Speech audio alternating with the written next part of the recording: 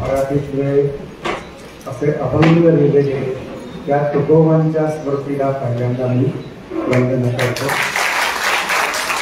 म्हणजे ज्यांनी असं बळ दिलं की नगराला आल्यानंतर तुम्हापासून आम्ही येऊन यात आहे यथाशील आहे साधण्याचा, असं ज्यांनी महाराजांना तो नगराला परत पाठवला आणि नदीत बुडवलेले जे काही अभंग होते ते संबंध तुमच्या आमच्या हृदयात जाऊन असे हृदयात त्याची ओल अभंगांची पाजरते. त्या तुकोबांना त्या देगूला त्या नांदुर्गीच्या झाडाखाली तिथे जागतिक स्वरूपात आहे सगळं. एखाद्या झाडाखाली असं तिथं जाणं, पण काय आहे की आपण काय मी शेक्सपियरच्या त्या स्टॅटफोर्ड अपॉन एव्हॉन तिथे गेलेलो आहे, पण तिथेच गेलेलं असताना मला तुकोबांची आठवण झाली की त्यांचं साधेपण हे जगामध्ये मराठी माणसाचं ओळख काय तर साधेपण, आणि त्या साधेपणाला मी वंदन करतो. त्या मावळमधल्या त्या शिक्षकांनी जे पहिल्यांदाच असं महाराष्ट्रात शिक्षकांनी शिक्षकांसाठी एखादी व्याख्यानमाला चालवली आहे, तर ती खूप मोठी गोष्ट आहे. आणि हे मी जिथे जिथे जाईन तिथे अनेकांना सांगेन आदर्श घेण्यासारखा आहे, मेसेज द्यावा जरा. तर तो मेसेज देणारी अशी ही आपली शिक्षक प्रबोधन परिवार आहे, तिला वंदन करतो.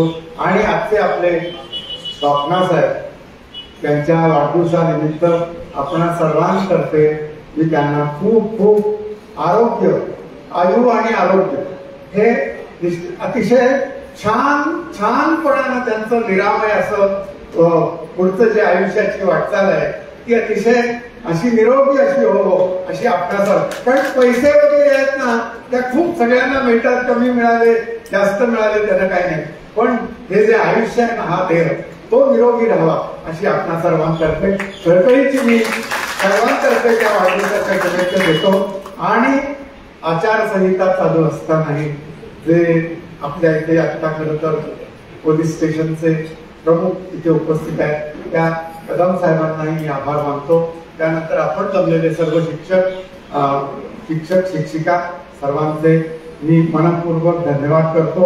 इतक्या टळटळीत उन्हामध्ये चैत्रामध्ये आपण माझ्यासारख्याला ऐकायला जमलेले आहात त्याबद्दल. म्हणजे मी कार्यक्रम का करतो, तुम्ही महिला आता खरोखर तर मी का करतो कार्यक्रम, माझ्या घरात कोणी ऐकत नाही. तुम्ही एवढं झुकेची वेळ असताना मला ऐकून घेतात बरोबरच आहे. घरी आता इथे किती फोटो शाल घातली की नाही असं अहो घरी तुम्हाला सांगतो. मी परवा आंघोळीला गेलो, टावेल मागतला, मुलीला मागितला टावेल, म्हणलं टावेल विसरलो.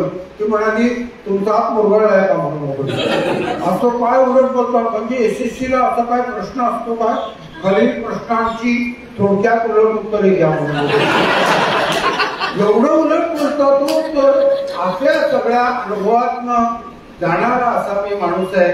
आणि म्हणून कवी म्हटल्यावर कसं असं गोडगोड असतं नाही, पानोपानी शुभ शकुनांच्या कोमल ओल्या रेषा काय पाडगावकरांना सुचलंय बघा. या जन्मावर या जगण्यावर शतदा प्रेम करावे. काय एक एक कवींना म्हणजे शांताबाई सारखे काय शेळके काय व गाई आकाशात सूर्य आला पांघरुणी अंगावरी गजरी शेला निळ्याच्या महाल आला खांब सोदेरी आणि मोतियाच्या लाविलेल्या हात झालेली. असं काय छान छान सगळे लिंदांपासून अनेकांना सुचतं. मी असा कवी नाही होत तुम्हाला सांगतो. तुम्ही एवढे तळमळीनं कवीला ऐकायला जमलेले आहात, पण मला असं काही चांगलं असं काही सुचतच नाही. असं तुम्हाला सांगतो म्हणजे या संक्रांतीच्या दिवशी आमच्या इथं तिळगुळ देताना मारामारी झाली. एका गटाचे लोक दुसऱ्या गटाला तिळगुळ द्यायला गेले. ते म्हणे तिळगुळ घ्या गोड बोला. ते म्हणे तिळगुळ ठेवायचा चालू पडायचं म्हणून गोड बोला कोणाला शिकवलं. अहो परवा मी गावी गेलो होतो, तो एक माणूस असं 12 वाजता सूर्याकडे हात लावून असं म्हणत होता, उद्याच्याला कसा उगवतोय बघतो. सूर्याला दम देणारी माणसं असं डोक्यात फार म्हणजे कमी म्हटल्यावर कसं चंद्र चांदणं वगैरे असं असतं की नाही. तुझ्या गळा माझ्या जगभर मोठ्यांच्या माळा वगैरे. आता इतके दिवस असे आले, तुझा काळा धरू का माझा काळा धरू. खरंच असं वेडा बाजार आहे खरंच. तुम्हाला म्हणजे कवी इतकं चांगलं चांगलं प्रेयसी. अहो आमच्या कवितेत बायको येणं मुश्किल तुम्हाला. प्रेयसी कुठून बोंबलायला येणार. असा दुष्काळी प्रदेश खरंच. काय कवी एक नाजूक असतात, एक एक कवी इतके नाजूक असतात. तुम्हाला सांगतो चांदण्यात टोपी घालून बसतात ते. चंद्रकिरणांचा ताप डोक्याला सहन होत नाही असे नाजूक कवी असतात. आमच्यात कवी इतका नाजूक की ते टोस्टर मध्ये आपण सकाळी ते ब्रेड घालतो ना नाश्त्यासाठी, ब्रेडचे स्लाइस टाकतो ते असं 1-1.5 मिनिटांनी खडक पण वर येते ते ब्रेडचा तुकडा. आणि ते जिथं काळा झाला असेल ना त्या काळा झालेल्या भागाला आमचा तो कवी मित्र पहिल्यांदा बर्नार लावायचा. तेव्हा इतका त्रास व्हायचा ते गळलेला ब्रेड बघून. इतकं नाजूक तुम्हाला म्हणजे असे नाजूक कवी वगैरे. आता मला ते कोजागिरी पौर्णिमेचं असतं ना संमेलन, त्याला कधी नाही बोलवलं तर कडला बसवतात. आणि ते इतके चांगले कवी. पण तुम्हाला सांगतो की आता यावेळेला ठाण्यातच कार्यक्रम होता आणि मध्यंतरात दूध आलं कोजागिरीला. अजून तरी कोजागिरीला मध्यंतरात दूधच येतं. दिवस असे काय सांगता येते. तर ते दूध पिता पिता काय म्हटलं काय चांदणं पडलंय म्हणून. तर ती सिक्युरिटी बॅटरी घेऊन आले म्हणजे कुठं पडलं. अशा वेड्या बाजारात राहणारा ती माणसं आहे. आणि काही किस्से आमचे या आपल्या माझी ओळख करून देताना त्यांनी सांगितले. पण त्यांच्याबद्दल मी आभार मानतो, खूप आभार मानतो. माझी इतकी छान ओळख करून दिली. नाहीतर परवा औरंगाबादला माझी ओळख करून सगळं दिलं की जगभर कार्यक्रम झाले. कोकण मराठी साहित्य संमेलन 2 वेळा अध्यक्ष होते. भारतीय ज्ञानपीठच्या संकलनात 2दा, कविता त्यांच्या संमेलनात त्या संकलनामध्ये 2दा कविता आल्या. सगळं सांगितलं. आणि विशेष म्हणजे Ashok Naigaonkar October SSC first attempt मध्ये पास झाले.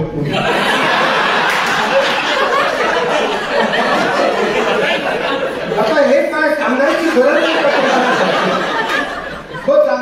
सांगितलं आणि पुढची गोष्ट. आणि अजून एक महत्वाची गोष्ट म्हणजे लहानपणी ते बुद्धिमान होते. आता काय सांगावं तुम्हाला. अशा वातावरणात वाटलेला असा मी माणूस आहे. मला खरंच म्हणजे तुम्हाला सांगतो की तुझ्या काळात माझ्या काळाना तर मी लोकल मधनं असा बोरीबंदर विटी छत्रपती टर्मिनस वरनं काठोकाला येतो. आणि माझ्या चपलेवर असा त्याचं ते 2.5 इंचाची बुटाची टाचकन खाण अंगात पिरगाळा गेल्याला झालं. तर मी त्याच्या अंगावर धावून जायचं ना तेच उलट माझ्या अंगावर धावून आलं. आणि आपने आपका चप्पल मेरे बुक के नीचे क्यों डाला. असा उलटा कारभार आहे. खरंच तुम्हाला सांगतो काय म्हणून ते मी जे बोललो ना तुम्ही संदेश सांगितला. अहो चिपळूणला साहित्य संमेलन झाल्यावर आमची मुलाखत झाली आणि खाली उतरायच्या वेळेस की मुलं आली ना वही घेऊन म्हणजे ऑटोग्राफ पाहिजे तर मी आपलं मराठीत आता मराठी संमेलन म्हटल्यावर स्वाक्षरी पाहिजे असं वाटलं मला. पण ऑटोग्राफ आपलं काहीतरी मागताय बरं वाटतं की नाही. असं जरा स्कॉलर टाईट झाल्यासारखं वाटतं. अहो घरी कोण काय मागत मला घरी असं कधी तुमचा घेतलाय काट्यावर कधी बाबा तुमची सही करा ते म्हणजे असं की मार्कावर आता हात ठेवून त्याच्या खाली सही घेतात. कितवा नंबर आला त्याच्यावर हात ठेवून मग बाबांची सही घेतात. असं जनरली आहे ते बरोबर आहे. तर असं म्हणजे मी माझी अशी सही घेतलेली आहे पूर्वी म्हणून मी तर आता सगळा भाग. तर मी आपलं तिरकी सही तुम्ही अशोक नायगावकर म्हणून ते म्हणे आम्हाला संदेश द्या. संदेश द्या. आता मी म्हटलं पुढे जा म्हणून. पुढे जातो ते म्हणाले आम्ही काय रिक्षा आहे का. पुढे जा म्हणायला रिक्षा आहे का. आम्हाला आमच्या जनरेशनला साजेसा असा संदेश द्या. मग मी 2 मिनिटं विचार केला आणि लिहिलं की ढेकणासारखं चिरडून भरण्यापेक्षा डासांसारखं गुणगुणत हे परफेक्ट आहे. असा सगळा अवतीभोवतीचा कारभार आहे. आता इतकं छान तुम्हाला वाटतंय. तुम्हाला सांगतो की हे सगळं हिरवळ वगैरे खरंच सुंदर आहे. तुम्ही किती इतकी मोकळी हवा वगैरे भाग्यवान लोक आहात खरंच तुम्हाला सांगतो. म्हणजे आमच्याकडं मुंबईमध्ये कुठं पिकनिकला जायचं तर ते केळवा माहीत तिकडं किनाऱ्यावर जातात, तिकडं वेस्टर्न रेल्वेच्या तिकडं. आणि तिथं मी गेलेलो विरारला, लोकल बदलून मी गेलो तिथं केळवा माहीतला. आणि ते तिथं केळीच्या बागा, पानवेलीचे मळे आणि दांडातनं पाणी वाहतंय असं त्या रीती अशी छान रीती रुपेरी वाढवत वेळूच्या मनात असं गाणं आहे ना, तसं सगळं लाटांची गाज ऐकू येते. दिवसभर मी तिथे होतो, नॅचरल एअर कंडिशनिंग ते सगळं बदलून मी चेंबूरला मुंबईला परत आलो. ताप भरल्यासारखं झालं, ताप भरल्यासारखं झालं.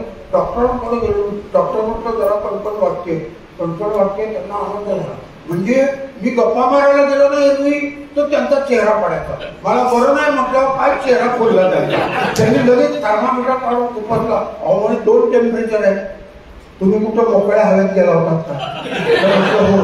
मग तिथं काय पाहिलं तर म्हटलं असं हिरवळ माडांची आणि सुपारीची असं बाग होती, हिरवळ होती. तर म्हणे त्याचीच ॲलर्जी आहे तुम्हाला, तुम्ही जात जाऊ नका. म्हटलं जाणार नाही, पण याला काहीतरी औषध द्या. औषध वगैरे काय नाही म्हणे. एक 8-15 दिवस गटाराच्या कडेनं चालत एकदम नॉर्मल आहे. म्हटलं तुम्ही डॉक्टर आहात का कोण आहात म्हणे. तर म्हणे असं करा म्हणे तुम्ही ते चौकामध्ये ते रिक्षा टेम्पो ट्रक उभे राहतात ना त्याच्या मागं जाऊन उभं राहायचं. आणि त्या पाईपच्या तिथनं धूर येतो ना तो थोडं 5-6 दिवस आत घ्यायचा बाहेर असं केलं की सगळं लंग्स फंक्शनिंग नावाला येईल.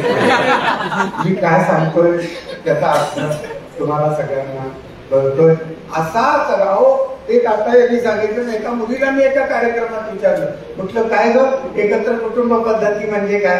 तर ती उठून उभी राहिली आणि आई आणि बाबा एकत्र राहतात त्याला एकत्र कुटुंब पद्धती म्हणतात.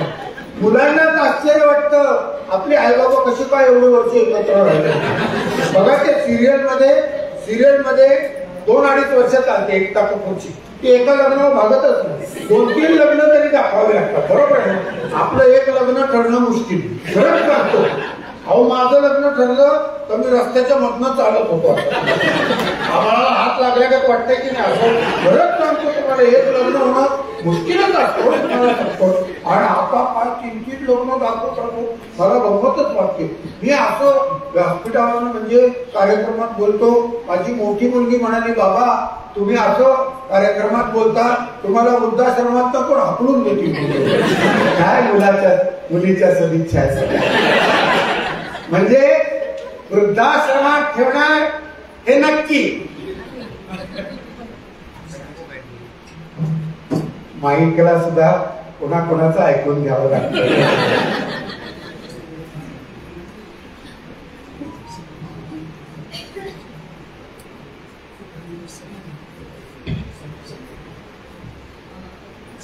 तर ठरलेलंच म्हणजे वृद्धाश्रमात. अरे पण तिथं तरी सुखानं राहा असं म्हणतील की नाही. तिथनंही हाकलून काढतील. असो धाकटी मुलगी त्याच्या पुढची ती म्हणते अशोक नायगावकर आमचे फादर आलिया भोगासी असावे. टाळ्या काय वाजवत काय दिवस आले साहेब. मी माझ्या घरचं दुःख जाणतोय लोक काय असं वातावरण सगळ्या चंद्र चांदणं असं काय माझ्या कवितेत नाही.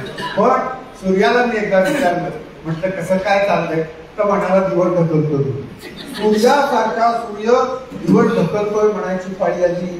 खरंच सांगतो.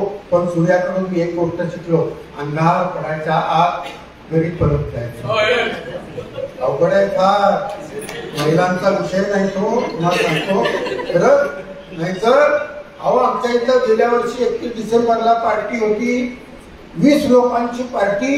40 व्हॉलंटियर नेमावे लागले तुम्हाला सांगतो. एक इकडनं धरायला एक इकडनं धरायला. ते धरायला जाणारे लोक पडले तुम्हाला. धरायला जाणारे आधी पडतात. म्हणजे जसजसं उत्तर रात्र होत जाते तसतसा संकुचित भाव निघून जातो. हे विश्वची पाळी. बोबल्याला आपण कुठं राहतो तेच लक्षात राहतो.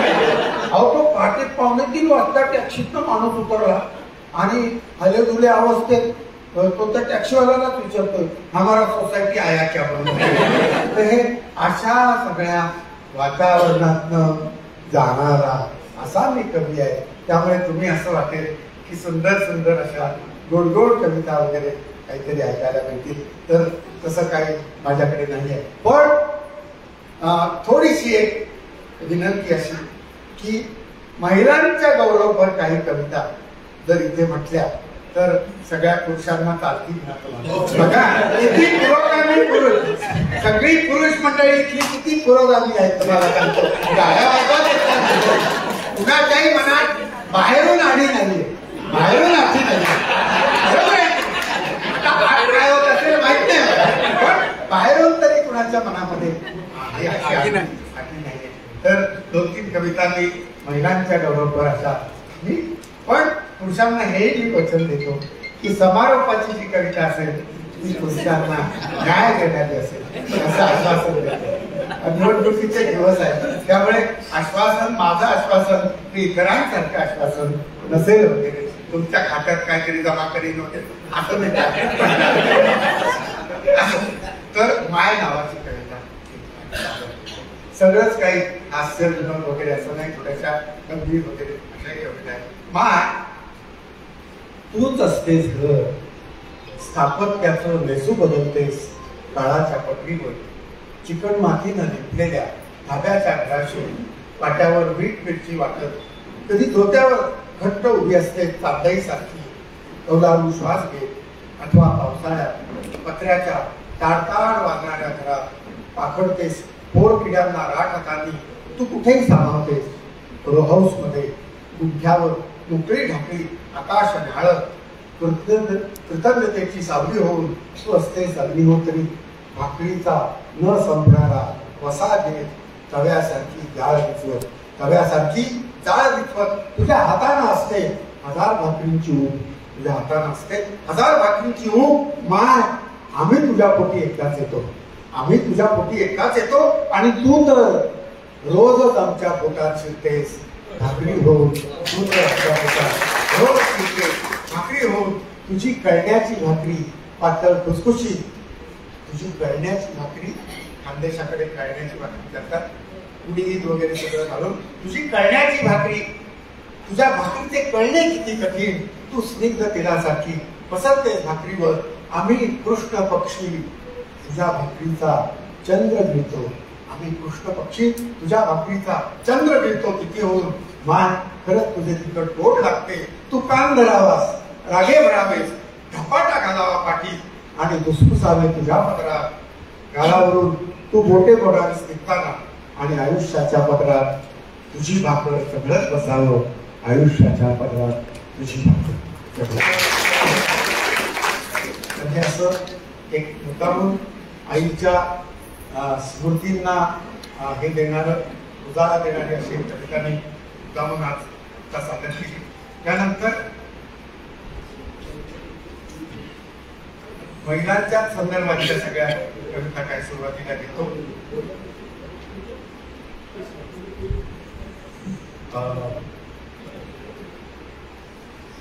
बहिणाबाई तुम्हाला माहित आहे खानदेशचा धना म्हणून काय झालं, शेवटी कापूस असतो.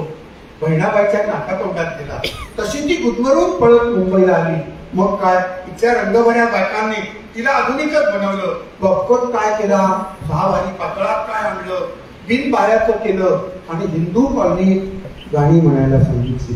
हिंदू कॉलनीत गाणी म्हणायला सांगितली. तिथलेही नवरे खूप रसिक, त्यांनी कृतज्ञतेने तिच्या अरे संसार संसार, अरे संसार संसार जसा तवा तुझ्यावर ऐकून आनंदाने तिला नॉनस्टिक तवा भेट दिला, आनंदाने तिला नॉनस्टिक तवा भेट दिला. आणि इथेही पुन्हा ती भाकरीला चिकटली, इथेही पुन्हा ती भाकरीला चिकटली. किती महिला कुठच्याही शिक्षित होत, नोकरी करो, ब्रँच मॅनेजर हो, कुठच्या व्यासपीठावर त्यांचं आणि स्वयंपाकाची नाळ आहे ती आयुष्यभर भारतात काय आणि जगभर काय स्वयंपाकघराची नाळ काय कधी. आता पुढची एक कविता ही मिळवती नावाची कविता. आता मिळवती ही कविता खरं पूर्वी कसं तांब्या भांड वगैरे ठेवलेलं असायचं असं, पण ते केलं आता. पण आता कसं बघा की बाकी पाण्यात हे नायगावकरांना मावळ भागातलं पाणी पाचलं असं उद्याच्या पेपरला कुठे फ्रंटलाईन नको म्हणून, म्हणजे ट्रेडिंग नको कुठे नाही का, म्हणून आपलं मिनरल वॉटर द्यायचं. बघा 100 वर्षापूर्वी काय झालं, ज्योतिबांनी सावित्रीबाईंनी पाण्याचे हौद खुले केले आणि 20व्या शतकाच्या उत्तरार्धात आमचा प्रगती कशी झाली तर आम्ही पाण्याला बाटलीत बसलं करतो. त्यांनी हौद खुले केले, आम्ही बाटली करतो. बघा 100 वर्षात काय आहे, पण काय आहे की बाटलीत पाणीच आहे, कळतं तांब्यात काय भरून ठेवलंय कोणाच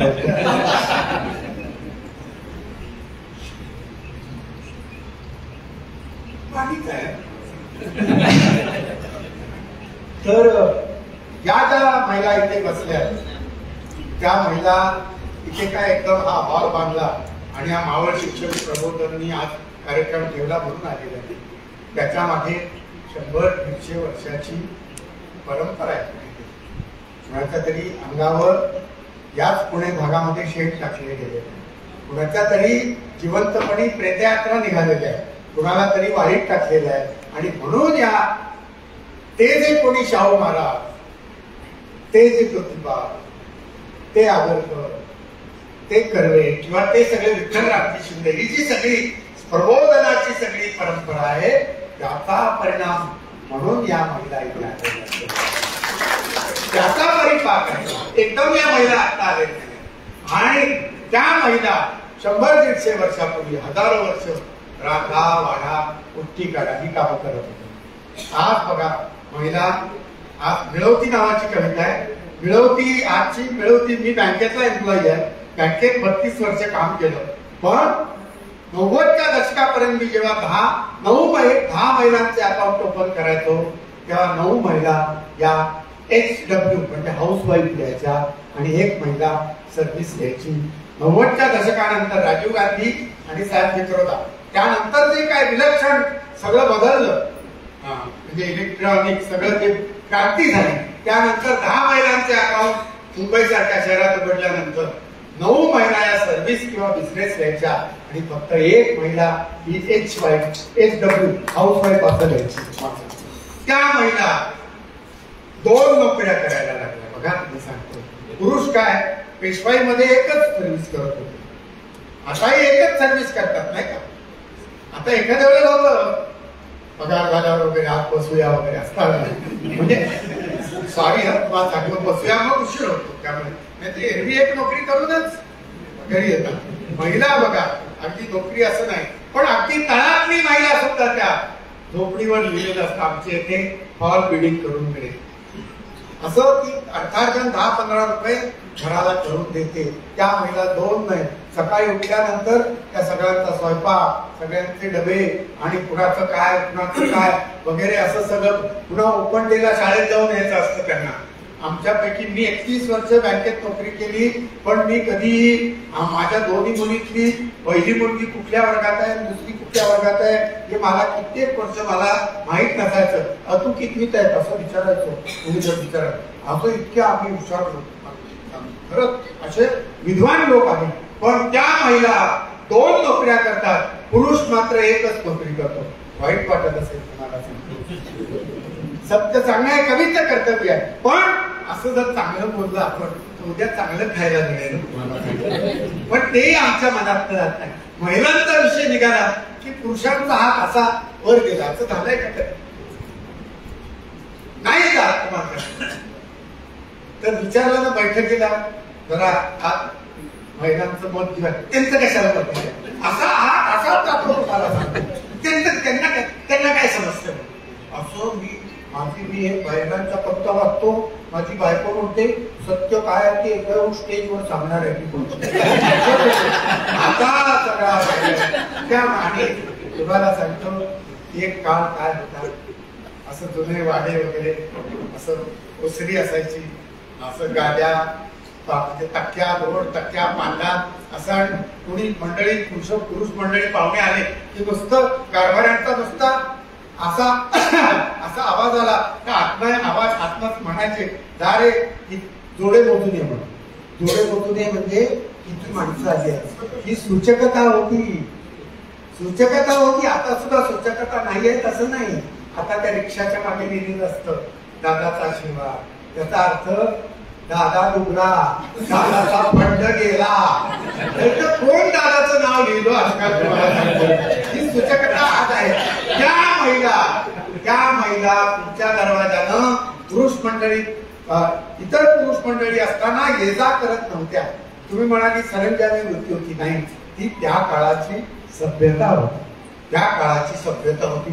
आमच्याकडं कुणी आलं ना, माझं बायको म्हणे तिथंच उभं राहतं, आणि म्हणलं आज जावा, नाही म्हणे इथंच बरं वाटतं.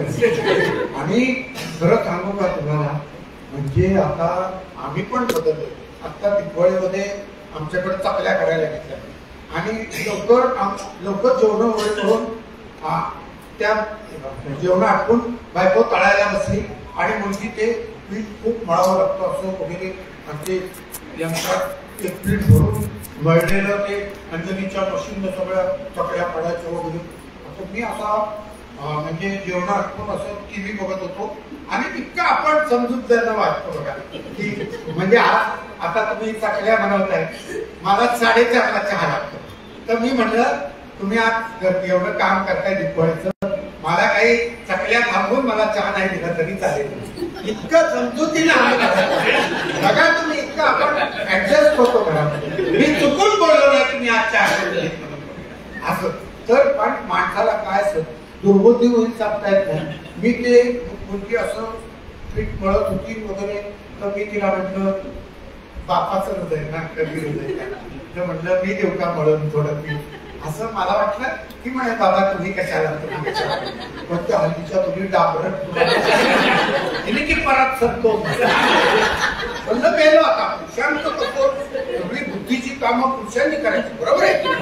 युक्रेन मध्ये काय चाललंय, आता ते गाझापट्टीमध्ये काय चाललं, हमासचं काय, किंवा भारताचा आमच्या योजनेमध्ये काय, कुठल्या पक्षाचा जाहीरनाम्यात काय लिहिलं, हे सगळे बुद्धीचे विषय हे पुरुषांचे. महिला म्हणजे कुकर लावणं, डाळी किंवा असं महिला बेकरीचे पदार्थ, आता काय काय उन्हाळ्याचं सगळं कोरड्या पापड हे बनवावं लागतं. महिलांना काय आता कुकर लावायचा, त्याच्यासाठी काय मॅथमॅटिक्स किती शिट्ट्या द्यायच्या, त्याच्यासाठी काय गणित शिकायला पाहिजे का.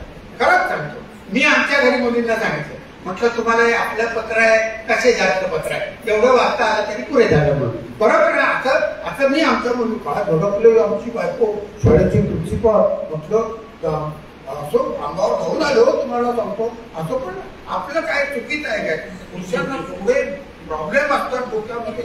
आम्ही बघा महिला अशा संध्याकाळी ते आटपूर कामावर येताना जेव्हा त्या येतात त्या पिशवी घेऊन डायरेक्ट चपला काढून किचन मध्ये जातात.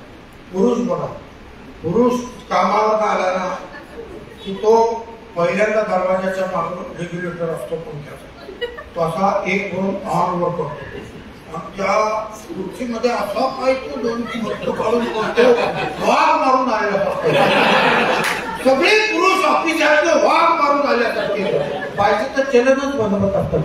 रिपोर्ट किंवा पण महिला फरक नव्हतो तुम्हाला.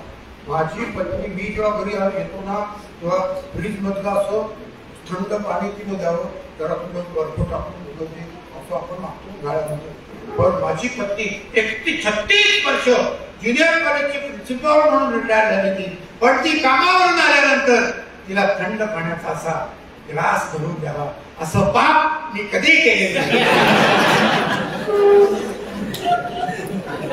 आता सर ते आमच्या मुलीनं ते परत सरकवून दिली, तर म्हटलं असं हे काय म्हटलं फालतू काम आहे म्हणून मी ती पीठ मळायला गेलो. ते दगडासारखं घट्ट ते, म्हणून त्यात ती तांब्यावर पाणी होतं, ते सगळा काळा झाला, सगळं फेकून द्यावं लागलं. असं पण हल्ली महिलांसाठी बघा किती दिवाळीच्या दिवसात तज्ञ महिला येतात. तज्ञ महिलांच्या त्या तालुक्यात सगळे पदार्थ. परवा तुम्ही यावेळेला ऐकलं की महिला असं ते चकल्या बनवायला शिकवत होती. तिनं ते पीठ टाकलं आणि असं फिरवत होती मशीन. ती म्हणे डाव्या बाजूला उजवीकडे फिरवलं ना किती क्लॉक वाईट तुम्ही होते आणि तुमचं फिरवलं क्लॉक वाईट. मी कुणाकडे फराळाला गेलो ना की बघतो मी वेळ घालवायचा असतो. बरोबर आहे की नाही? आयुष्याचं ध्येय काय असतं? वेळ कसा घालवायचा. बरोबर आहे. माणूस नोकरी का करतो? वेळ जात नाही ना घरात तुम्हाला. डोकं फिरेल. पुरुष जर कामावर नाही गेले ना तर डोकं फिरेल भाषात. लग्न तरी का करतो? वेळ जात नाही. बरं एकट्या माणसाचा वेळ जात नाही म्हणून माणसं लग्न करतात. माझा हा सर्वे आहे. माझं पण शास्त्रीय काय काय मी हे करतो. असा सगळा हा भाग आहे. तर त्याच्यामध्ये सगळं फेकून द्यावं लागलं. माझी पत्नी आणि मुलगी द्वारकावर धावून आले.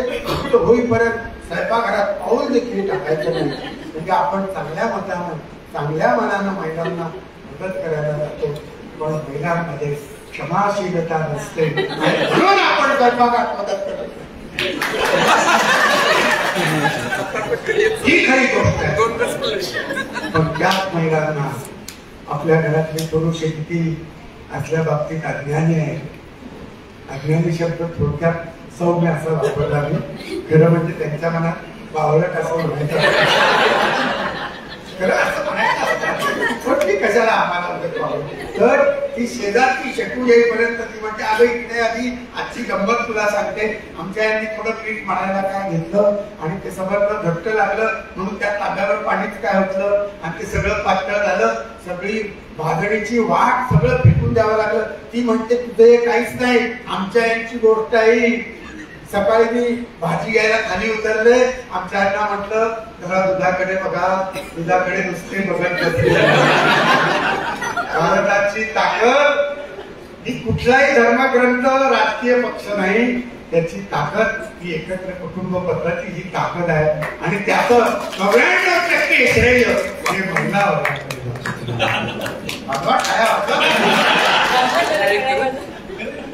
त्या महिलांचा गौरव करतो. अशी तिंबत कडी करा गरम तव्यावर भाज चपात्या. अशीच तिंबत कडी करा गरम तव्यावर भाज चपात्या. सजव आपल्या सिद्ध हातांनी अन्न ब्रह्म हे उगव पोकळीत. अखेर होता सोडून देतू कुकर मधली वाफ अनावर. अखेर होता सोडून देतू कुकर मधली वाफ अनावर. आणि शहाण्या शिटी सारखी पैस घालती शांत विसावत. बघून घेतो गृहपाठांचे मुलांचं होमवर्क तिथंच घ्यायचं. सही करीने मी रिपोर्ट कार्डवर सही मात्र नवरोजींची लागते. त्यांना इन्फिरियर कॉम्प्लेक्स वाटतो का कंकीचा हात असतो काय कळत नाही. सही करीने मी रिपोर्टावरी अनंत असुदे तुझी नोकरी. देव करो आणि डीए वाढव. देव करो आणि डीए वाढव. हर महिन्याच्या पासबुकातून क्रेडिट होऊन लवंडमा. पगार बँकेत क्रेडिट होतो ना. हर महिन्याच्या पासबुकातून क्रेडिट होऊन लवंडमा. तूच घरांना पिलर इथे तूच उगवती. सगळ्यांचे डबे करून द्यायला तिलाच लवकर उठावं लागतं. तूच उगवती तूच मिळवती. 1 BHK 2 BHK जायचंय तिच्याच पगारातला EMI कापून जातो. तूच मिळवती काय तुझ्या बापाने द्यावे. तू तर फकड मासिक होऊन जा काय तुझ्या बापाने द्यावे.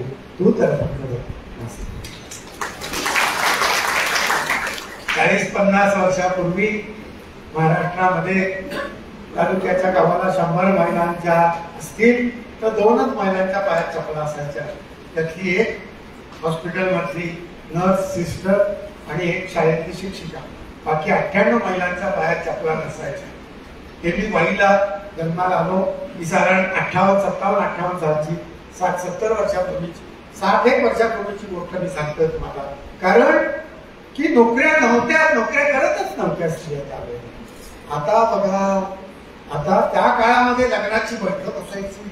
दाद्या व्हायच्या. दाद्या झाल्या म्हणजे मुलगा काय करतो मुलगी काय करते याच्यापेक्षा दाद्या काय झाला असं विचारलं जायचं. का तुम्ही जुना काळ अथवा त्याच्यामध्ये ती कर्म असायची. आमची एवढी माणसं यायची जाताना एसटीनं वगैरे ती एसटीतनं जाताना आम्हाला मध्ये कुठेतरी कराडला कोणी म्हशी द्या म्हणून बोलले, अशी सोय करावी लागायची. काय वराड पक्षाकडचे लोक, काय आयटी केचे लोक, तुम्हाला सांगतो दोन देशातली कशी एखादी कलम होतात ना स्वाक्षऱ्या, तशी ती त्याच्यावर स्वाक्षऱ्याच्या पूर्वी बरोबर सांगतो. आणि 4-5 तोळे काय सोनं मागितलं जायचं, चेन म्हणा, अंगठी, ब्रेसलेट, असं काहीतरी 5-6 तोळे तरी मागितलं जायचं. तेव्हा काय स्वस्तही होते, 1000-1100 रुपये 10 ग्रॅमला पडायचे. पण ते घेताना खूप बरं वाटायचं, बरं वाटायचं. 5-6 तोळे घेताना असं बरं वाटायचं. पण 4-5 वर्ष लग्नाला झाली, चहा घ्यावा असा स्वर येत नाही, चहाची कपशी अशी आपटली जाते. अनुभवाचे बोल आहे, मागितलंच की नाही माझ्या बापाकडे म्हणून सगळं ऐकावं लागतं. आणि 5 वर्ष लग्नाला झाल्यावर 2 मुलं झालेली असतात. आणि तुमचं काय मार्केटमध्ये व्हॅल्यू आहे तुम्हाला? डिप्रिशिएशन कोण पुत्र विचारणार आहे तुम्हाला? सगळा अपमान सहन करावा लागतो. तोंड दाबून मुक्याचा मार. पण कवी असलो तरी काही पुरुष म्हणून काय स्वाभिमान आहे की नाही तुम्हाला? किती अपमान सहन करायचा. मी एकदा म्हटलं नको ते, मी सगळं अंगठी, ब्रेसलेट, ती चेन बी सगळं 4-5 तोळ्याचं होतं ना, ते सगळं असं काढलं आणि तसा नेसत्या वस्त्रांनिशी आमच्या सासू सासऱ्यांच्या त्या बंगल्याकडे असं जिना चढून जायला दिलं. कुठे फेकून द्यायचं यावर, पण रोज कोण आहे तुम्ही दिलं तुम्हाला. माणसाला विवेक बुद्धी दिलेली आहे. क्रोधाविष्णू नर म्हणतात, क्रोधात काय पण माणसाचं वैशिष्ट्य काय, विवेक बुद्धी दिलेली अशी.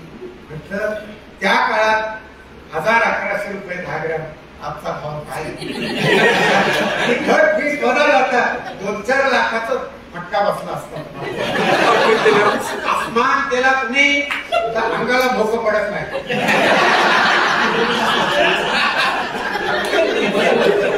बरोबर आहे की नाही? आता तुम्ही समजा मला तिळगुळ दिला असा हातात आदरानं दिला तरी तू गोडच लागणार, असा दिला तरी गोडच लागणार. विज्ञानाचा नियम आहे आणि मी विज्ञाननिष्ठ माणूस आहे. अपमान झाला म्हणून त्या आपल्या अंगाला धोकं पडत नाही. सरळ ते 5-7 तोळे सगळे घेऊन तसाच तुमच्या पावली. आजच्या तरुण मुलांना दरमहा 15-20 हजार कमीच चालतोय असं पगार रूपी हुंडा आणणार. मॅनेजमेंट मधली, MBA झालेली, IT मधली किंवा शिक्षण सेविका असलेली मुलींशी पहिल्याच पसंती दिली जाते. हा गेल्या 50-60 वर्षातून बरं काय तुम्ही करता. महिलांच्या गौरवपर तुम्हाला जर आजीर्ण झाला असेल, पण समारोपाची जी कविता आहे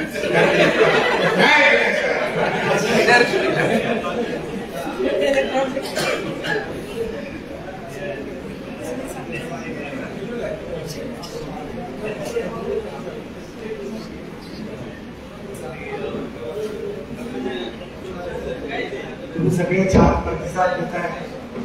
पुण्याला शेजाऱ्याला लोक विचारतात काय आणणार दात यायची का म्हणून.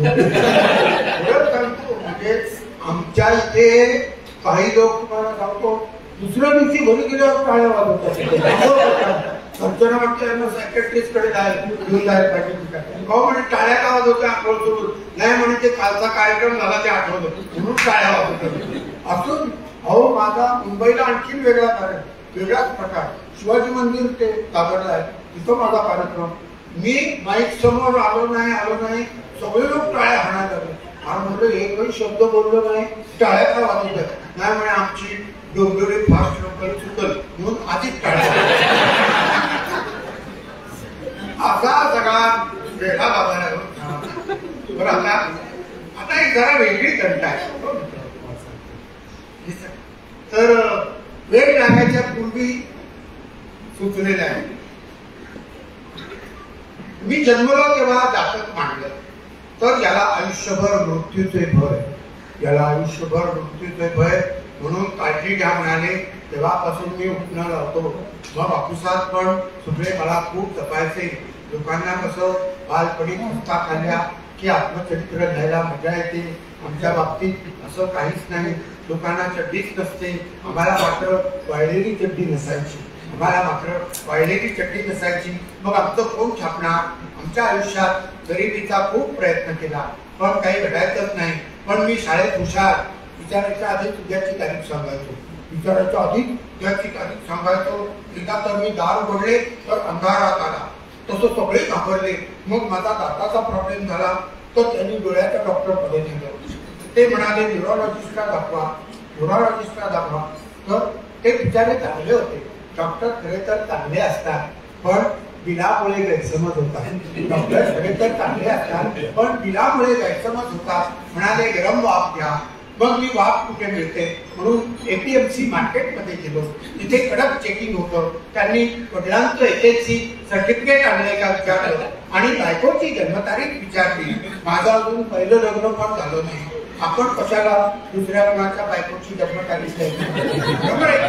आपण कशाला दुसऱ्या कुणाच्या बायकोची जन्मतारीख सांगायची? तर तो म्हणाला, अहो या वयात लोकांची दुसरी लग्न होतात. त्याला दया आली आणि हात सोडलं तर तिथं खूप गाळे होते.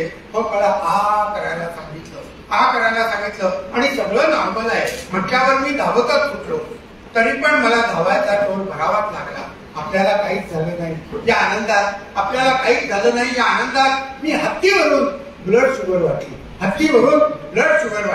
आता सगळेच विचारतात तुम्ही लग्न का केलं नाही? तर म्हणालो बायको निघून जाण्याचा भय असतो. रात्री सगळे नवरे चाचपून बघतात बायको ऐका निघून गेली. त्यामुळे मला झोप चांगली लागते. उलट मला जाग यायच्या गोळ्या लिहून दिल्या डॉक्टरांनी. परवा तर पहाटे 3:30ला सरकार पडलं. 10 कोटी लोक दबले पण राज्यपाल छपरावर बसले होते. ते मात्र वाचले. फायर ब्रिगेड वाले आले पण उशीर आले. मग लोक वाट पाहून स्वतःच निघून गेले. आणि सगळे हुशार झाले. काय घडलं की लोकांना वाटतं आता पोलीस येतील, पोलिसांना वाटतं आता मीडिया येईपर्यंत थांबूया. मग लोक कंटाळून निघून जातात. पण कठीण चहा वाल्याचा चांगला धंदा होतो. हल्ली बेकारी आहे त्यामुळे सगळे एकमेकांना काही काम आहे का विचारतात. MBA झालेले लोक. मी त्यांना गवत काढायला का विचारलं. जर अतिवृष्टीत सगळं गवत वाहून गेलं, आमची शेती असती तर मी सगळ्यांना कामाला ठेवलं असतं. पण मी तर ऑफिसात काम करतो मग एवढ्या कुठच्या कुठून आणायच्या? आपलं काही दिवसासारखं नाही. रात्र पाणी घालत राहते मग दिवस बरोबर उगवतो. खत वगैरे काहीच घालावं लागत नाही. खरं तर नोकरी लागली की वेळ कसा घालवायचा म्हणून मी सगळीकडे घड्याळ लावून ठेवले. एकदा टॉयलेटमध्ये किती वाजले, मग हॉलमध्ये किती वाजले, म्हणजे दिवसभर छान टाइमपास होतो. माझा रविवार सोमवारपासूनच सुरू होतो. तो आठवडाभर चालूच राहतो. पुन्हा रविवारी पंतप्रधान भेटतातच. सकाळी छान गप्पा मारतात. हल्ली बोलणारं तरी कोण राहिलंय आणि ऐकणारं तरी कोण आहे? मी लग्न केलं नाही कारण मुलं झाली असती आणि त्यांनी ऐकलं नसतं आपलं डोकं फिरलं असतं. परवा मी कॉलेजच्या गॅदरिंगला गेलो होतो. सर्वांना सांगितलं बेकारी वाढत चालली आहे. पुढच्या एका पिढीनं लग्न केलं नाही तरच लोकसंख्येला आळा बसेल. खरं तर हे सगळं मला वेळ लागायच्या पूर्वी सुचलेलं पण वेळ लागल्यानंतर घेऊन काढलं. तेव्हा जी कुलकर्णी भेटले. म्हटलं वेळ कसा घालवता? तर म्हणाले टीव्हीवर मालिका बघत बसतो. मग मात्र आपण शहाणे वाटायला लागले.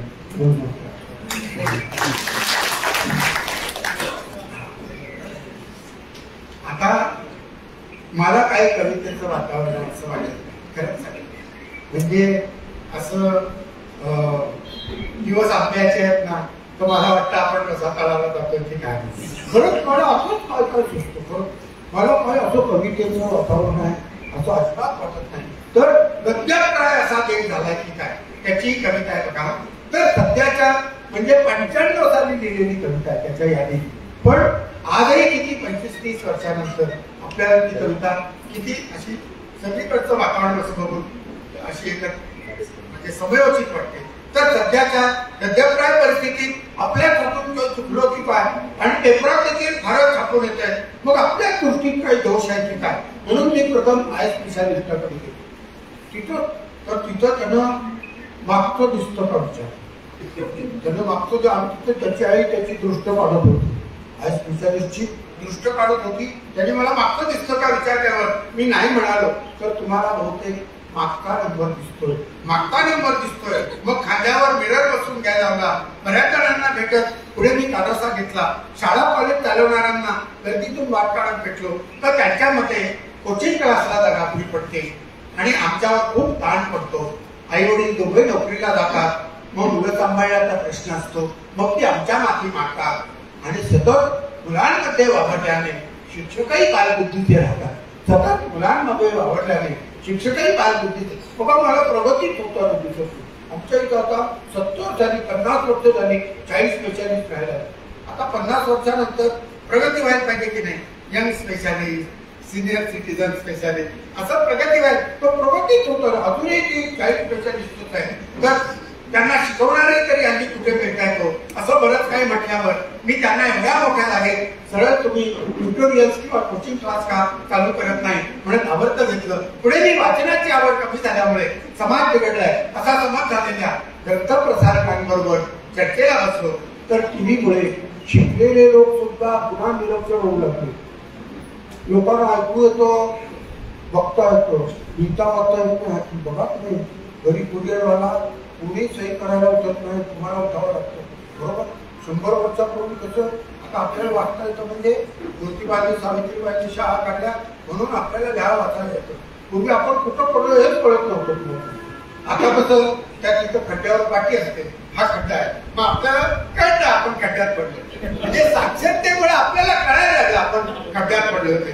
तर टीव्हीमुळे शिकलेले लोक सुद्धा निरक्षर होऊ लागले हे ऐकून काळजी वाटल्यासारखं झालं. मग थोडंसं हसायला आल्यावर तिथून मी अफाट बचत करणाऱ्या माजी मंत्र्यांचं अभिनंदन करायला गेलो तर त्यांनी आपल्याला सुरुवातीपासूनच 100, 200, 500 इत्यादी रुपयांची नोटबुके जमवण्याचा छंद जडत केला आणि त्यातूनच हे नोटांचं मोठं संग्रहालय उभं राहिलं. असं म्हटल्यावर अशी सार्वजनिक बचत आपल्या देशात सर्वांनीच केली.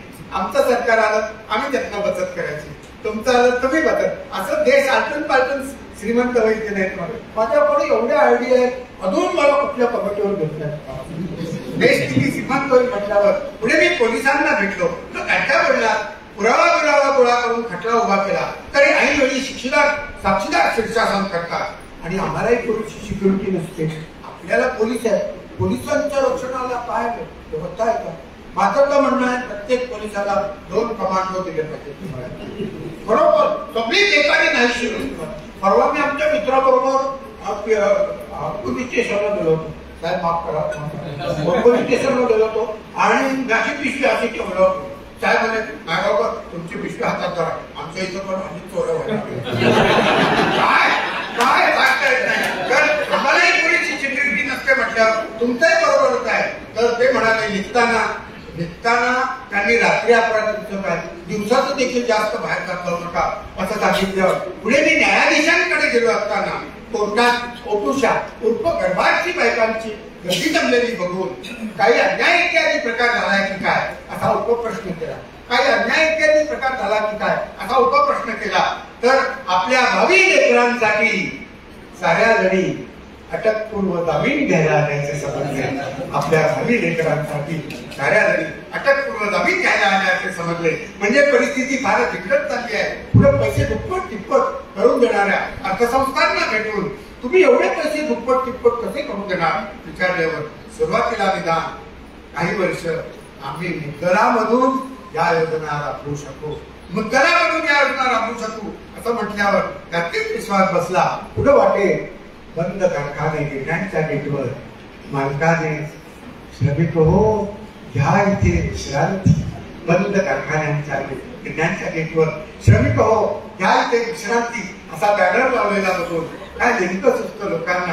आश्चर्य आहे म्हणत पुढे मी अधिकाऱ्यांच्या मोठ्या तोंडाला काळं फासल्याचा आरोप घातलेल्या लोकांना भेटून तुम्ही चांगल्या गोष्टी करणाऱ्यांच्या तोंडाला पांढरं का फासत नाही? वाईट गोष्ट काळं फास, चांगली गोष्ट पांढरं फासायला पाहिजे की नाही? माझं कसं आहे की लहानपणी कसं जोड्या लावा विरुद्ध असतात ते शब्द द्या. माझं शिक्षण अगदी कमी आहे त्यामुळे अजून सगळं लक्षात येतं. अगदी बेचा पाड्या तुम्ही झोपेत नव्हता मी म्हणून जातो. तर तोंडाला पांढरं का फासत नाही सवाल केला तर त्याच्या बोलण्यात पत्रकार आमच्या नावाला बोंब मारायला लागले. मग पत्रकारांना शोधायला निघालो तर त्यातल्या बऱ्याच जणांनी आम्ही पत्रकार नसून आम्ही फक्त जाहिरात एजंट आहोत असं सांगितल्यावर पुढे मी बिल्डरला भेटून की ओनरशिप जेलची आयडिया कशी काय सुचली, काय मुंबईला आमच्या स्कीम निघाले, हा भाग तुमचा मागास गेलाय, तुम्हाला वाईट वाटत, आमच्या इथे स्वतःच्या मालकीचा जेल तुम्ही बांध असा आलाय आमच्याकडे बघा, ही ओनरशिप जेलची आयडिया कशी काय सुचली. तर दिवसेंदिवस लोकांना एकटं राहणं मुश्किल होत जाणार हे ध्यानात आलं आणि फुलमुखी पण ताबडतोब झाल्याचं ऐकून तुम्ही स्पेशल सुविधा काय देणार, तर बिल्डरनं मिनरल वॉटरचा स्विमिंग पूल आणि फुल सिक्युरिटी म्हणत बिल्डरनं मी स्वतः तुमच्याबरोबर तिथं राहणार आहे म्हटल्यावर लोकांचा अधिकच विश्वास बसला. काळाची वेळीच गरज ओळखल्याबद्दल मी त्यांना दंडवत सांगितले. अखेरीस शेवटी जेव्हा सगळं कोसळताना दिसतं, पंचायतीपासून ते अगदी वर करत, म्हणजे प्रश्न विचारायला किती लाख रुपये घेतात हे गेल्या वर्षी आपण सगळ्यांनी बघितलेलं आहे. सगळी व्यवस्था सगळं कोसळताना जेव्हा दिसतं त्यावेळेला तुम्ही कवीकडे विश्वास आहे. अटल बिहारी वाजपेयी काय, ए.पी. सिंग काय किंवा आपले अब्दुल कलाम काय, हे काही राजकीय किंवा असे कोणी म्हणून नाही, कवी साहित्यिक असल्यामुळे त्यांना तिथं नेमलं होतं. आणि मध्यंतरी एक अशी अफवा आली होती की पुढचा पंतप्रधान हा मराठी माणूस होणार. तो फार मला अभिनंदनाचे बोलतो बघा तुम्ही तेवढं, मग माझे कार्यक्रम बंद झाले असते की नाही तुम्हाला सांगतो, म्हणून मी नकार दिला. म्हणजे आज देखील तुम्ही तुमच्या व्याख्यानमालेमध्ये कवीच काहीतरी आपल्याला रस्ता मार्ग दाखवू शकतो, कवी किंवा ट्रॅफिक कोण, बरोबर आहे. अखेरीस मी कवीला गाठून परिस्थितीवर काय करता येईल काय, तर त्याने अजून एक क्वार्टर मागवा म्हणून सांगितलं. अजून एक क्वार्टर मागवा म्हणून सांगितल्यावर मग त्यात काय ही काय की माझ्याकडची मग पतियाळा ते घेऊन लगेच नॉर्मलला आल्यावर तर काही अज्ञ महिला असतील त्यांना हे समजणार नाही. त्याबद्दल मी क्षमा मागतो. पतियाळा ते घेऊन नॉर्मल आल्यावर कविता हे जोवर पोटात खायला येत नाही तर काही घटना असेल काय असं म्हटल्यावर कमाल आहे. त्या तरुण वयात तुम्ही क्रांतिकारी विचार टिकवून धरले, त्याचा शेवटाला आधार वाटला. देशाला आग तर लागली नाही, शेवटाला देशाला आग तर लागली नाही ना वाटल्यावरून मी तडक रिक्षा करून फायर ब्रिगेडच्या ऑफिसात गेलो. तर तिथं त्यांनी बिलकुल भय करत जाऊ नका म्हणून सांगितलं. आणि अजून आधीच्याच लोकांच्या आधी पेंडिंग असल्याचं आढळून आधीच्याच आधी पेंडिंग असल्याचं आढळून आल्यावर मात्र मी शेवटचा दिवस गोड व्हावा त्या मिठाईच्या दुकानातून पेढा आणला आणि घराकडे करत पेढा आणला. आणि तर एक 10-15 मिनिटातून मी आणतो पाहत नाही तुमच्या पोटात सगळे भुकेले आहेत, मला कळतंय तुम्हाला सांगतो. पण समारोपाची ही जे एक आपल्याला वचन दिली, वचनाला पक्का आहे तुम्हाला सांगतो. चर्ची कविता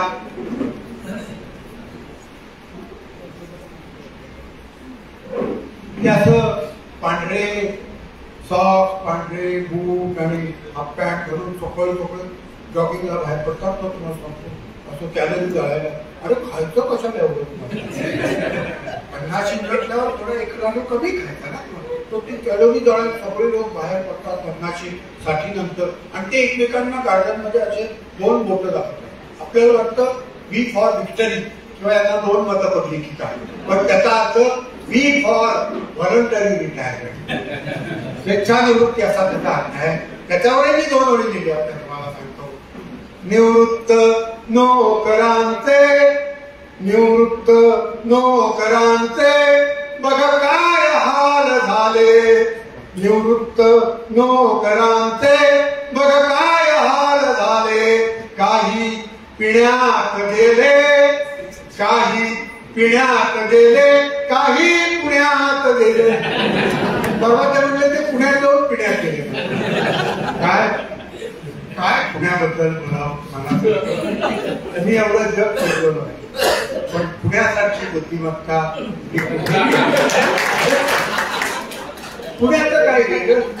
म्हणजे मी आता वाईला कृष्णेच्या पाण्यात जन्मलो, ही हाडं सगळी.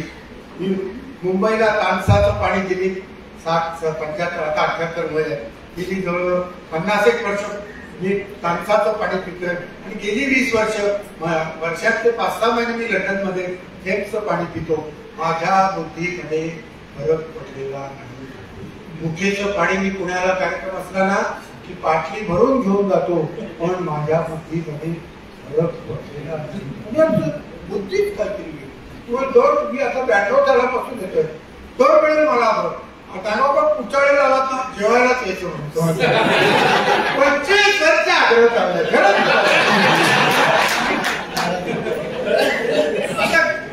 मध्ये एकदा माझा कार्यक्रम स्मारक मंदिर आपला आणि 9-10 वाजले तोपर्यंत चितळ्यांचं दुकान बंद. आता पुण्यात गेलेला माणूस जर बाकरवाडी न आणता परत आला तर त्याला बाहेर उभा करतात. तो बाकरवाडीचं जगभर प्रश्न आहे. तर तुम्हाला सांगतो सकाळी उठल्या मी गेलो शटर वर जायच्या आधी उभा तिथे शटर वर गेल्याबरोबर आत गेलो. अर्धा किलो बाकरवडीचे 2 पॅक द्या. ते म्हणाले देतो ना पण आधी रांगेत उभे राहा नाही लावा. अहो म्हटलं एकटाच आहे दुकानात एकटा असलो तरी रांग लावायला लागतो. एकटं आलं तरी रांगेत उभं राहावं लागतं. तुमचे एका बिल्डरची जाहिरात होती ना घराला घरपण देणारी माणसं. मी त्या रस्ता पर्यंत चालवतो एक मोठी वखार त्याच्यावर बॅनर लावलेला घराला सरपण देणारी माणसं.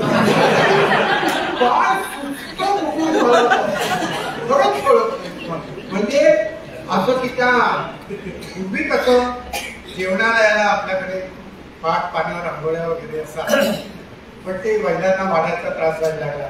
मग ते टेबला आली तरी काय वाढायला माणसं मिळणार. भारताची लोकसंख्या इतकी वाढली आहे की कामाला माणसंच मिळत नाही आपल्याकडे. इस्त्री करणं किती अवघड गोष्ट आहे.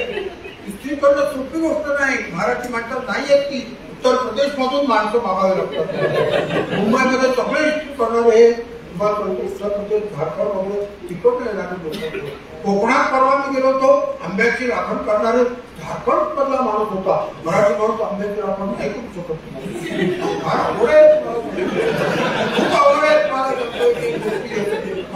आता तर ते आता दोन्ही बाजूला काउंटर असतं असेल आणि ते बुफे सिस्टीम असते. आता त्याच्यामध्ये कसं आपण कुठे जेवायला जायचं तर दुपारी 2 घास कमी खातो बरोबर आहे.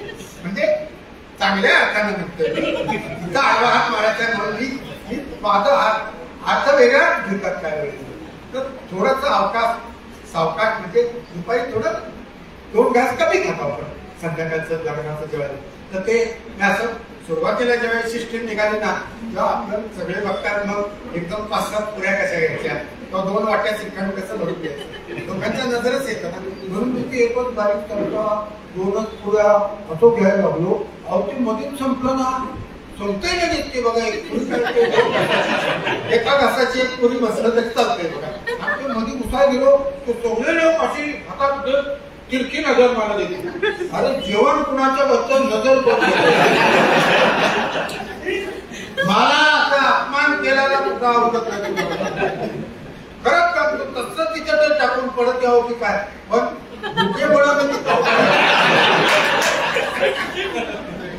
त्यामुळे आता मी माझा नंबर आला ना राहिले मी 6 पुऱ्या असा घेऊन घेतो. 2 वाट्यामध्ये ती जी तुमची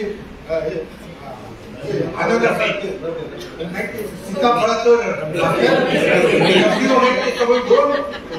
सगळं एकदम झोपटा ठीक तुमची वगैरे काय असतं ना ते नाही की बिर्याणी म्हणतात ते सगळं भरून घेतो. शेवटच्या त्या गमेल्यामध्ये पापड असतो ते आपण ठेवायला आणि ते आपला फॅन असतो बघा. तो फॅनच्या रेंज मध्ये पापड आला तुमच्या डोळे त्याच्यात पापड उडला.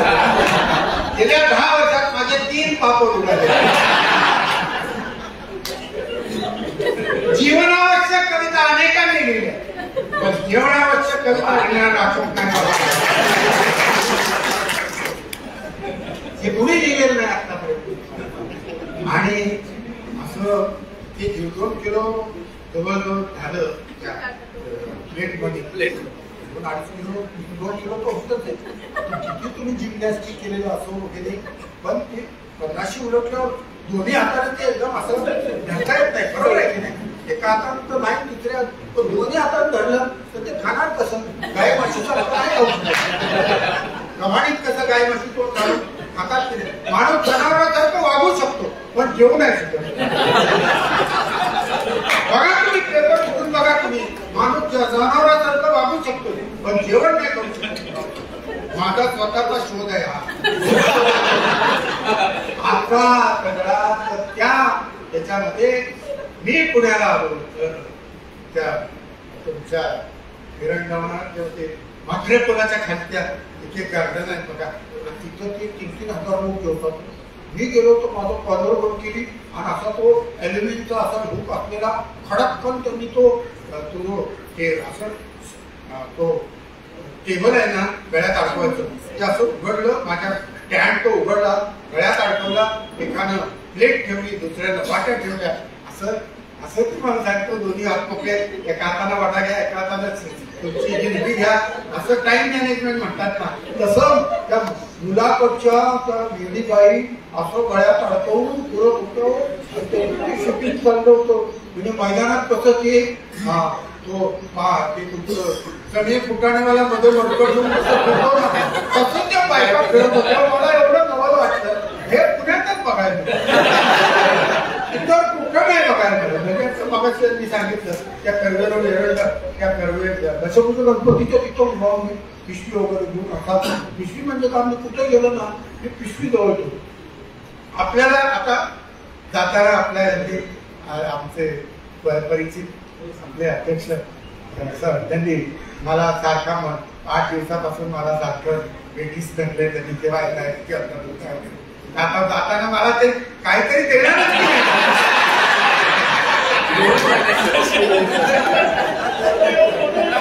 त्यांना पिशवीचा कशाला खर्च, म्हणून मी पिशवी जवळ आणि दिवाळीत तर मी 2 पिशव्या. आपला त्रास इतरांना होता कामा वेगळा खर्च काय आपलं तीच पिशवी घेऊन मी उभा. आणि कुठलं काय तुम्ही मोठे वेगळे झालेले किंवा आपली स्टेट अटेंड केलेले बँकेचे मॅनेजर तुम्ही आता तुम्ही पुण्यात बावळत भेटता, मी नाही क्रॉसिंग करू शकत. 10 मिनिटं असा उभा, एवढ्यात एक माणूस आला, म्हणून तुम्हाला रस्ता क्रॉस करायचा आहे. मला वाटलं प्रत्येक सिग्नलला अशी माणसं ठेवली काय सांगता येत हो, तो म्हणे 1 रुपयात रस्ता क्रॉस करून माझा हात धरला, पिशवी हातात घेतली आणि कुठेही पण माझ्या या शर्टाला कुठं रिक्षाचा पत्रा नाही लागला का, अंगठ्यावर काही रिक्षाचं 2 व्हीलरचं चाक नाही गेले, इंटॅक्ट पलीकडे गेलं. तोपर्यंत मी रुपया शोधून ठेवला. म्हणलं हे ज्या काका 1 रुपया, तो म्हणजे 1.5 रुपया झाला. लोक बघतात तिथे 1 रुपया झाला, एवढं 10 मिनिटात लगेच एवढी कसं काय महागाई दिली तर ती म्हणे उलटा परत जाताना एमटी रिटर्न झाला. लॉजिक काय पण त्या पुण्यामध्ये तुम्हाला सांगतो, माझा शनिवारवाड्यात एकदा कार्यक्रम होता. पुणेकरे किती बुद्धिमान असले तरी मुंबई सारखी माणुसकी मी कुठेही बघितली. मला वाईट वाटेल पण सत्य सांगणे कधीच कर्तव्य. मुंबईला म्हटलं सोडून पांगावर धरून नाही, 15 वर्ष येत आहे, शाल श्रीफळ मेमेटो आणि पाकिट घेऊन जात आहे. तुमचा हात मोडला का पाय मोडला म्हणलं हे बा माझं अजून संपलं नाही, तिथंच उभं राहावं म्हटलं. मुंबईला माणसाला प्रवास करताना जर कुठं चक्कर आली, फिट आली तरी 1 तास तो व्यवस्थित प्रवास करतो. हे कसं काय, कल्याण असो, बोरिवली असो, वसई असो, डोंबिवली असो, तुम्ही वर्किंग डेला जर डब्यात शिरला, फर्स्ट क्लास असो, सेकंड क्लास असो, आणि तुम्हाला उभ्या अवस्थेत भेट आली तरी सगळे लोक तुम्हाला आधी पडू देत नाही. मला नमस्कार केला की तुमच्या गावातली माणुसकी तुमच्याच गावात राहू द्या, पुण्यापर्यंत आणू नका. काही पुण्यात गेले, काही पुण्यात गेले, त्याच्याबद्दल सुद्धा तुम्हाला सांगतो. मी व्हॉलंटरी रिटायरमेंट घेतली आणि खरंच सांगतो मी आधी ज्या वडिलांच्या गौरवपर कविता लिहिल्या त्या मी नोकरीत असताना गैरसमाजापोटी लिहिलेल्या कविता.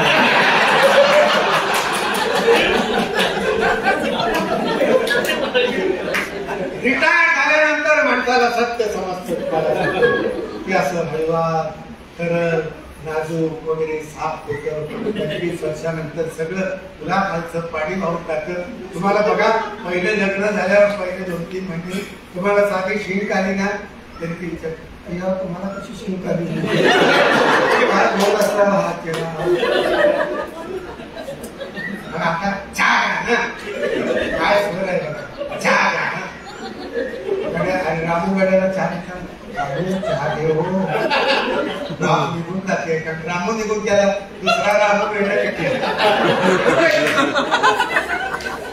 नवऱ्याला बघा नवऱ्याला डायबिटीस असला ना नवऱ्याला तुम्ही काय बोलला तर ते किती डोकं राग घालून निघून गेलं ना सगळे राग घालून गेलेले नवरे 4:30ला बोंबलत परत आणखीन साखरेचा चहा बाहेर कुठे मिळत ही गॅरंटी असते त्या स्वयंपाकघरात मी जेव्हा प्रवेश केला आपल्याकडे काय आहे आपल्याकडे एक साधं बॉलपेन असतं पुरुष हा इतका इतका साधा आहे दुर्बल आहे महिलांकडे लाटणं उलटणं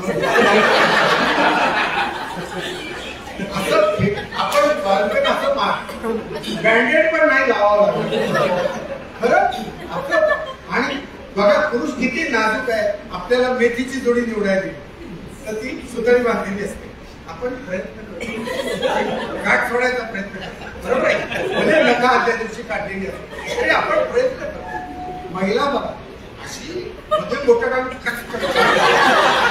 कलात्मकता नाही कलात्मकता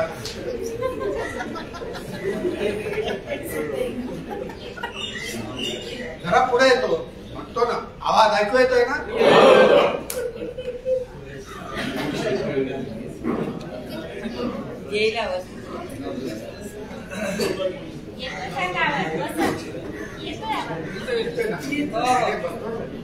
शेवट झालाच पाहिजे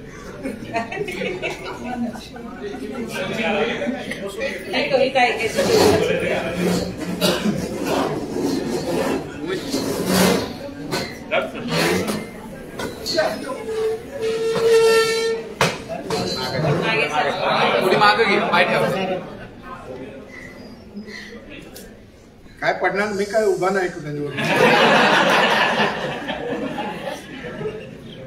तर ते असं तुम्हाला सांगतो की इतकं नारळ सुद्धा कसा खावतात बघितलं आपण मेथीची थोडी सुद्धा कसं आपण एक काडी काढली की हे पान तोडू का हे पान तोडू आपल्याला असं वाटतंय कशाला तोडायचं पान परमेश्वरानं निसर्गानं निर्माण केलंय का तोडायचं बघा तुम्ही खरंच सांगतो मला तर नाही ते तोडवत असं बघा महिला बघा कसं 10 मिनिटात ते काडे एकीकडं पानं एकीकडं खरंच क्रूरता अहो नारळ कसा खवतायत बघितलंय का तुम्ही नारळ कसा खवतात हृदय खवतायत असं वाटतं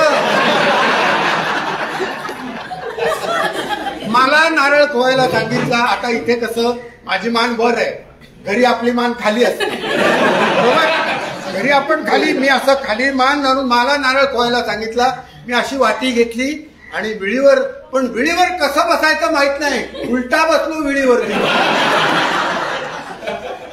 असा सगळा भाग रिटायर झाल्यानंतर हे सगळं ऐकावं लागतं अहो मला वाटलं काहीतरी असं शुद्धलेखन घालते की काय शाळेतली टीचर आहे ती मला वाटलं हो मला वाटलं शुद्धलेखन घालते नाही म्हणे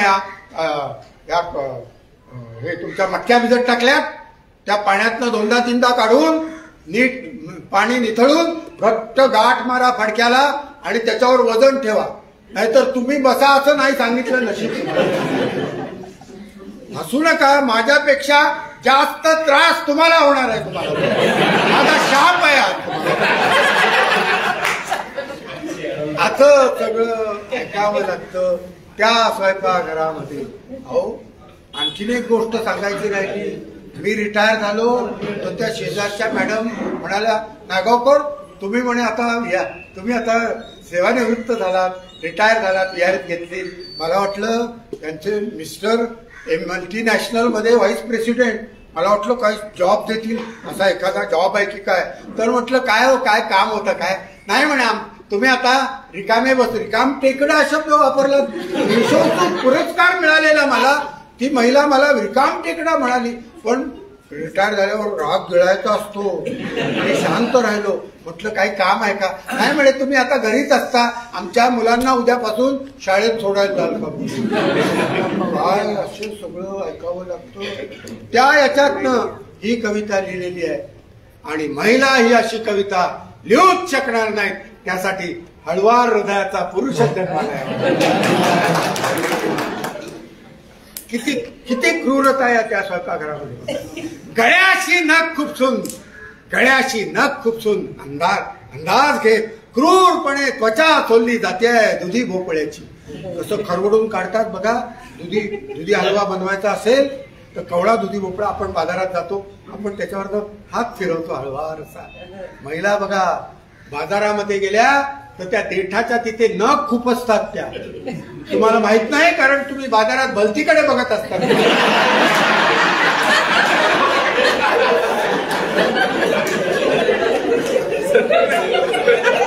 त्वचा तोडली जाते दुधी भोपळ्याची, सपासप सुरी चालवत कांद्याची कापाकाप चालली आहे, डोळ्यांची आगाग होते. शाळ्या नारळावर कोयत्याने दरोडा घातलाय. हे भाजलं जातंय वांग, निथळतंय त्वचेतून पाणी टपटप. मला भरून आलं बघा. तुम्हाला एक 5-6 दिवस प्रॅक्टिस केली, तुम्हालाही भरून येईल. तुम्हाला साधं सुद्धा नाही, या महिला तेल बिल चोपडून ते वांग भाजतात. बघा तुम्ही, मी काय सत्य नाही, मी काय खोटं बोलतोय. बघा तुम्ही तेल लावून भाजतात ते वांग. आणि असं अहो मला वांग भाजायला सांगितलं. आपण एकतर हळवार, त्यात मी कवी, डबल हळवार. तुम्हाला मला ते बघवे ना, मी डोळ्यावर हात ठेवून वांग फिरवत राहिलो, वांग निघून गेलं.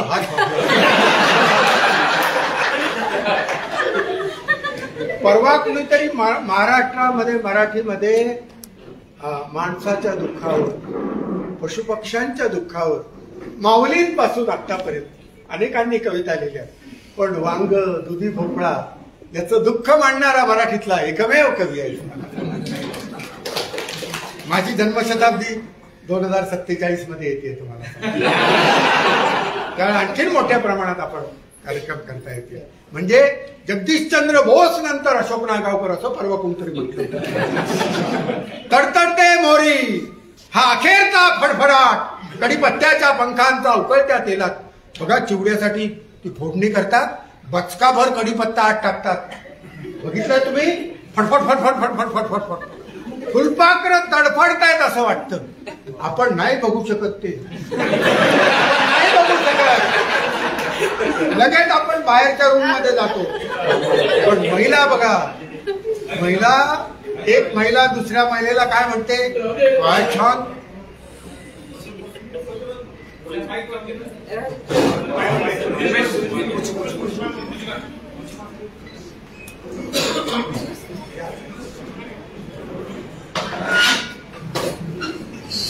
काय छान तापलाय खाना.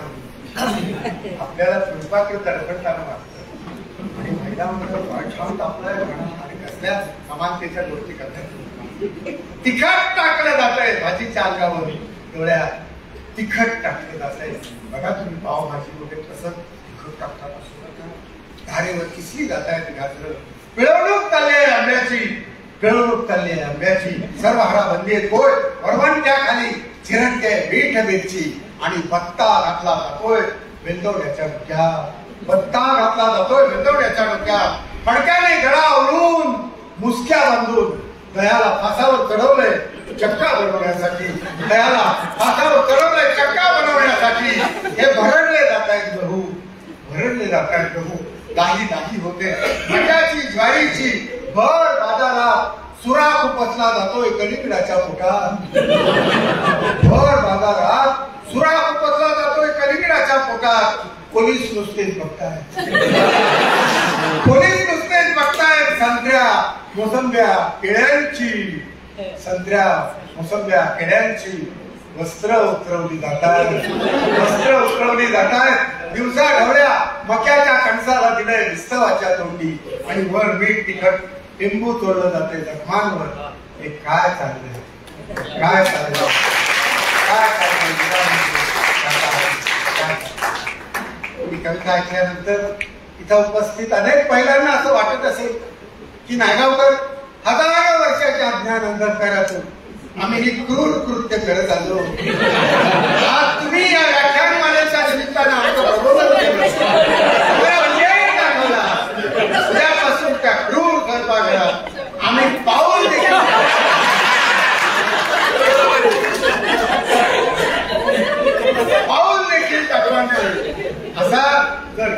होणार असेल तर इथले तमाम पुरुष, आदरणीय अशोकजी बापना, आपल्या इथले आदरणीय कदम साहेब आणि तमाम पुरुषांच्या वतीनं मी महिलांना असं आश्वासन देतो की स्वयंपाक करणं हा महिलांचा जन्मसिद्ध हक्क आहे आणि आम्ही पुरुष मंडळी त्या मंडळी